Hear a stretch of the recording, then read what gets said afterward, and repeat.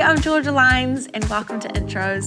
Today on the show, I have the absolutely incredible Crystal Chen joining me. Crystal. Hello. It is so good to have you here. Thank you for joining me. Thank you for having me. I was sent a video of you. I think it was a music video that you did and I thought you were amazing, your visuals, everything that you were doing. I was like, who is this? Tell me about your story. Oh, that's a big question. I feel like it all started in the womb when my mum would put on her Sony Walkman, like on her belly, so I can hear the music, and apparently I would be dancing and stuff. What sort of music would she play? Oh, a lot of Chinese songs, like Teresa Ting, like that kind. She loved Sade. Ever since I was little, whenever I would hear music in my mind, I would pretend like I was in a music video and I would surround myself in these different worlds, different scenes. It felt like daydreaming, and that's what you do as kids. You daydream and you escape into different worlds, and I guess I was just trying to create that for myself.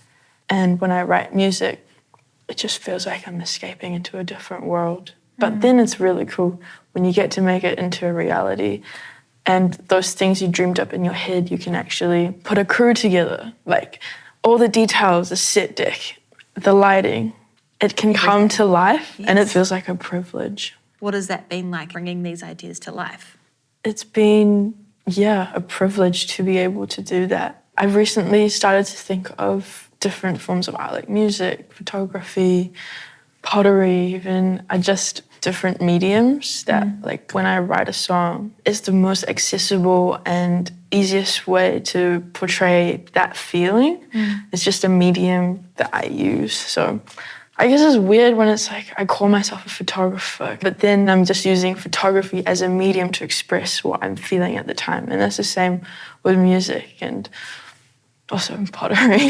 I love. So, are you making pottery at the moment? Is this a thing I'm you're trying. exploring? I used to have a space in a pottery studio, but I left it because I was like, I have too many hobbies. I need to focus on one thing at a time. But then I just really wanted to touch clay, so I bought myself a big block of clay the other day. I love that you obviously have all of these, I guess, outlets of creativity with photography and music and pottery. And something that you are working on at the moment is a book. It's a massive thing, and I don't know where to begin. But this book will be a memoir as well as a photography book. I travelled to China with my mum, who has Alzheimer's, for 4 months. We went around the country, and I'm Chinese, so it was really interesting to go back to the motherland as an adult. Learning more about where you're from taught me a lot about me, and also learning more about my mum and where she's from. Because when she was young, I was just like, oh, we're so similar in so many ways. But it was very healing, and she used to be a photographer, so she kind of forgot how to take photos, but I taught her again, and it kind of just felt like when I was a little girl, she would hold my hand, and now I'm holding her hand and taking her to all these places. That's really special. But I had a realization when we were walking through this bamboo forest. I was so amazed because bamboo is like so tall and so thin, and I was like, how is it holding itself up? Like wind will blow it, but it will bend, it won't break. And I realized that the roots are what kind of keeps it all together and makes the bamboo stronger. And I kind of was just like, my mum is kind of like my root, and I wouldn't be able to grow as tall without her. The beautiful thing about getting to do this, or one of the beautiful things, is that I get to hear how other people write their songs. Could you share with us, how do you write your songs? Songwriting for me is really interesting because it depends on what mood I'm in and what's happening in my life. The other day, I wrote a rap song when I was I was sleeping, and then You were sleeping? Sometimes I wake myself up and sing these random melodies. It's different all the time. One time I was in an angry mood and I wrote a rock song. I love that. I was like is it me? And then listening back, I think it's very me, and I'm going to have it on the album, I think. And you're working on an album at the moment. Yeah. I'm trying to do it more organically, I guess, just right when I feel the urge to. But also I love writing in sessions and working with other people, collaborating with their minds. It's a very different process, collaborating and working with people and going into a session and knowing today I'm going to write a song versus I'm feeling this emotion in this moment and I'm going to write this thing, that whatever happens. You know, it's hard to write when you're really sad because you don't really want to, I find personally. I have a tip for that. Yes, tell me. Is writing in third person. Yes. Because as a visual person, sometimes I just feel like I'm in a sitcom or just like, I'm inspired by this scene right now. And then I kind of escape that and then like kind of look at myself like I'm looking from a bird's eye view. And then you just write about that and it can turn something like really painful into a song. So you've recently just released a song called Love Letter and you're going to play that for us today. Can you give us a little insight as to what that song is about? A love letter, well, a physical love letter encapsulates a moment in time when it was written. And I guess this song is a little bit of nostalgia, a little bit of romance, a little bit of reality and being like, oh, I'm not in love anymore. It's a pretty personal one. I mean, letters are very personal, you know, and hard to sometimes have to bring people into that space. Yeah, it is my love language. Letters are.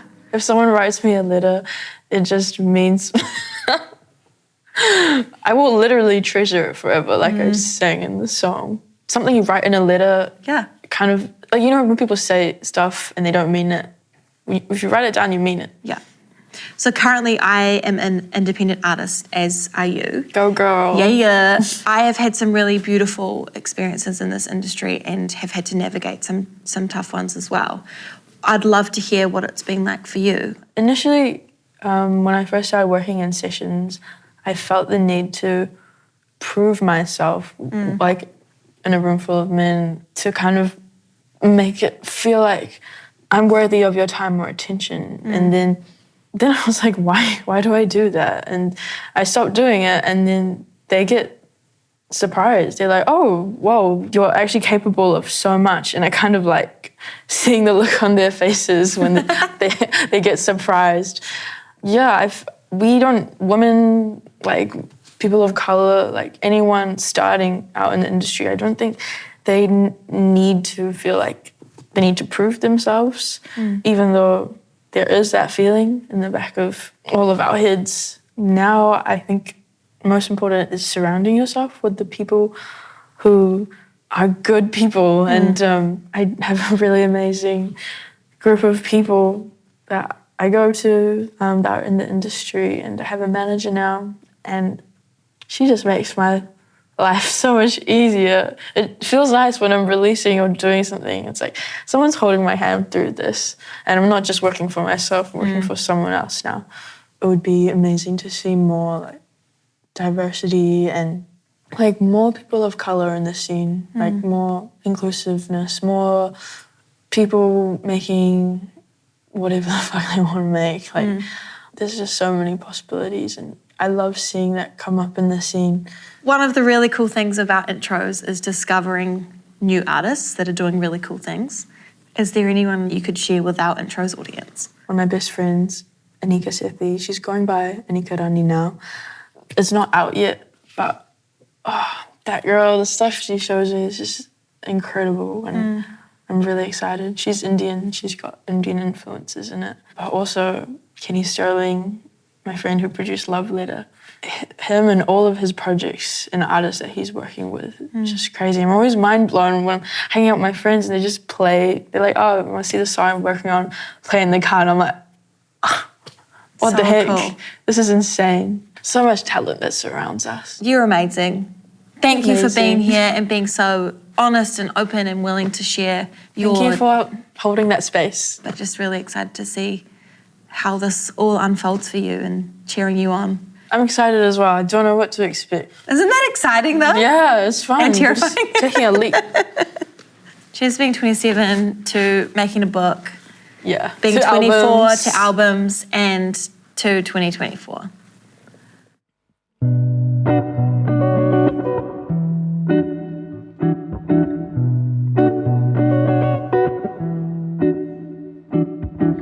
I want to know why you're fed up. Please, baby, make me feel better. Can you write me a love letter?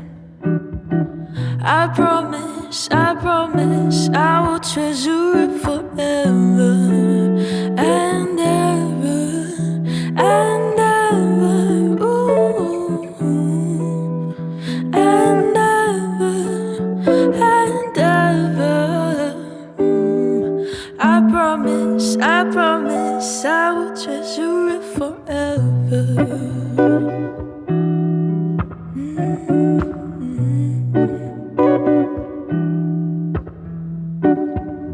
Pack it up, trade it in.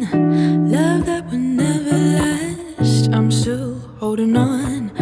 This life's been outcast. Looking back at what we had through the window to yesterday. Yeah, yeah. Truth is, I can see it clear. Didn't take long for your love to disappear. Sugarcoat in the words you say. We've lost what we had yesterday. Loving you was a habit. Yeah, I miss it, the sweet attention. Thought this love would fade the weather.